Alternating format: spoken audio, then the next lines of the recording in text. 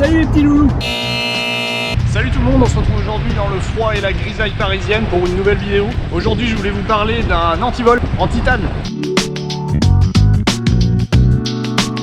C'est un antivol fabriqué par la société Tiger Lock, c'est une société américaine. Je voulais vous parler de cet antivol, c'est parce qu'il a deux particularités. La première particularité, comme je vous l'ai dit, il est en titane. Et puisqu'il est en titane, sa deuxième particularité, c'est qu'il est extrêmement léger.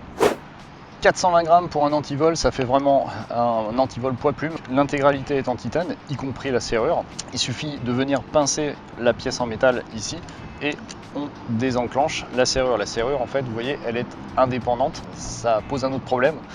On peut facilement perdre la pièce. Il suffit qu'elle nous échappe des mains et que ça tombe dans une grille d'égout. Et là, on a l'air malin. Évidemment, à manipuler avec précaution.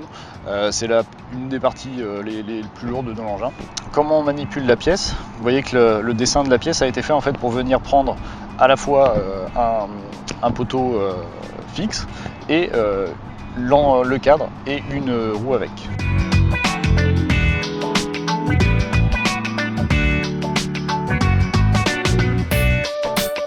Alors, quoi penser de cet antivol? Je vous avouerai que je reste assez perplexe. L'antivol apparaît comme plutôt robuste, la matière titane fait qu'on peut penser à un antivol très robuste. Maintenant, est-ce que je ferai confiance à cet antivol pour sécuriser mon vélo uniquement avec celui-ci? Je n'en suis pas sûr. En fait, je me suis souvent baladé avec deux antivols, un vraiment costaud, type antivol pliable ou U, et cet antivol qui vient en gros en guise de renfort et qui permet de vraiment sécuriser votre machine.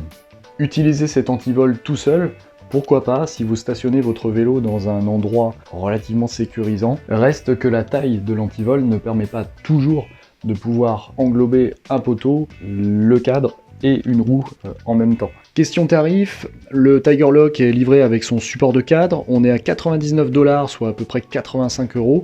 Ça reste raisonnable, on est dans une tranche à peu près normale pour ce type d'antivol qui sont de petites séries et qui sont vraiment de qualité. Question sécurité, je dirais que c'est à vous de juger si vraiment vous allez investir dans cet antivol uniquement pour sécuriser votre monture ou bien s'il viendra en complément d'un premier antivol plus robuste.